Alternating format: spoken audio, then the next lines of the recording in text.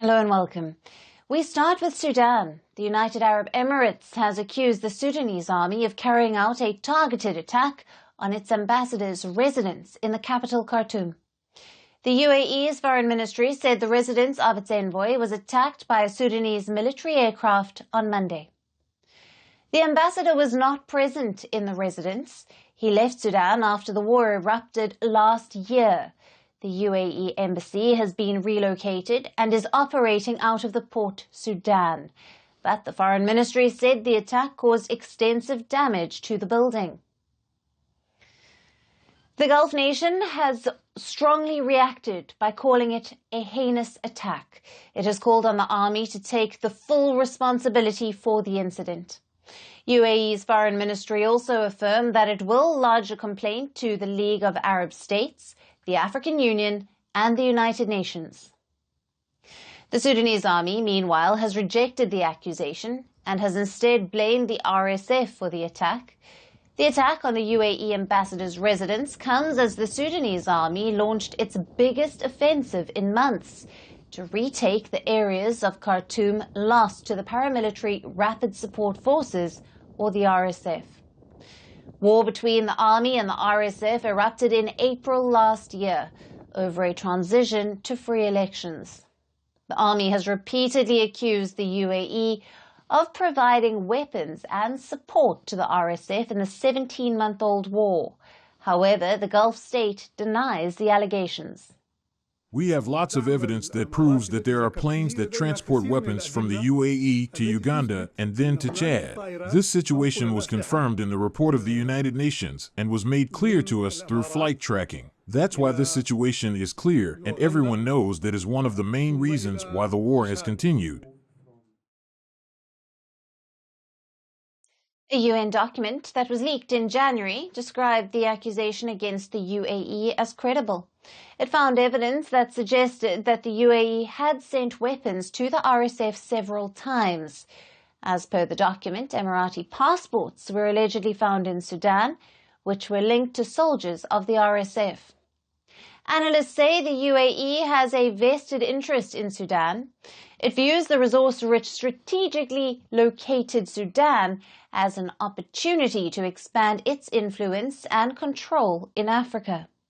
It is considering the partnership with the RSF as a gateway to gain access to Sudanese land, seaports and minerals, as well as agricultural resources. Since 2018, the UAE has reportedly invested over $6 billion in the African country. The UAE is also involved in the US-led efforts to end the war in Sudan. Last month, the UAE joined a slew of other nations to participate in peace talks in Geneva. However, the Sudanese army rejected the talks due to the UAE's presence. As per reports, American officials have told the Sudanese president and army chief, General Abdel Fattah al-Burhan, that they will pressure the United Arab Emirates to stop providing weapons to the RSF. But how will the latest escalation complicate the situation between the UAE and Sudan? Now, for more on this, we have with us Professor William Gumede, founder of Democracy Works Foundation, who is joining us live from Johannesburg, South Africa. Thank you for being with us. Good afternoon. I'm very happy to speak to you. Now, Professor, what are the potential motivations behind the Sudanese army's attack on the UAE ambassador's residence in Khartoum? I mean, the Sudanese conflict is one of the most tragic conflicts in Africa today. I mean, we talk about the Russia-Ukraine war constantly, but I mean, this is certainly Africa's biggest conflict. We're talking about, 25 million people, half of the country needs support, and 8 million people have fled the country. Now, one of the reasons for this, the conflict continuing has been that there's so many foreign players, foreign countries with vested interests in Sudan that are there. And I know, I mean, the context of what's happening right now, I mean, the Sudanese armed forces has the last couple of weeks launched an offensive to try to take over Khartoum. And that's the context at the moment. And, the UAE has been accused of supporting the rapid support forces, and obviously they've denied and so on. And I think in the Sudanese armed forces is in their offensive now to try to take over Khartoum. I'm not surprised at the accusations that they may have attacked the UAE is residents, because the UAE is a very key supporter of the rapid support forces. Yeah. Right. And Professor, how might this incident impact the diplomatic relations between Sudan and the United Arab Emirates, as well as Sudan's relations with other Gulf countries? I mean, the first thing is the UAE is very invested in Sudan. I mean, we're talking here about, since 2018, $6 billion US dollars of investment. They've announced investment of the port, potential investments of the ports, and so on. And also, they've identified Sudan as a country that they can export agriculture from. So, this is a very, this conflict right now between the Sudanese armed forces, the Sudanese government, and the UAE has massive implications, not only for the relationship between Sudan and the UAE, but also for the region. I mean, if you think about, the Sudanese, Sudan is surrounded by countries in conflict, also Libya, Central African Republic, and so on. So we may see even the spread of the conflict even further, and this conflict, unless it's dealt with, this disagreement, may actually lead to the prolongation of this whole conflict. And what measures can international bodies like the United Nations and the African Union take to address and prevent such attacks on diplomatic missions?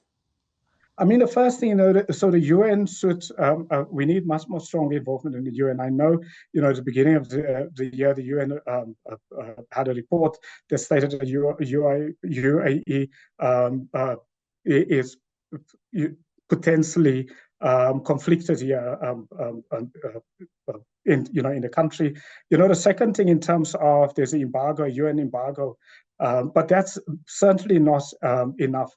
The UN should really isolate foreign players in the conflict, because the involvement of foreign players has actually been one of the reasons why the conflict has been going on for such a long time. For example, it's not only the UAE, it's also Russia is also involved. Iran is involved. Egypt is involved. Saudi Arabia is involved in this conflict. I mean, it's almost a battle of foreign players to try to take control of Sudan via this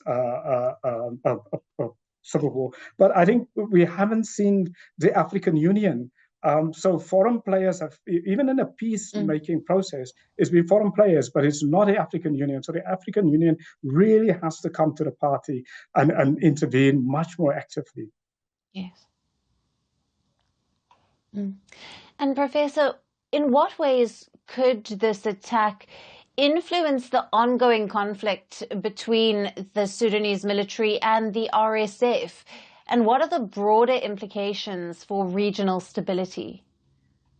I mean, clearly, it seems that the Sudanese armed forces, what they want to try to do, they're trying to isolate the UAE, and they're trying to prevent any weapons or any aid from the UAE to the rapid support forces. Obviously, the UAE has denied that they're providing any support to the rapid support forces, because, I mean, the key reason, if the allegations are true that the UAE supports the rapid support forces, it is one of the reasons then for the conflict to continuing.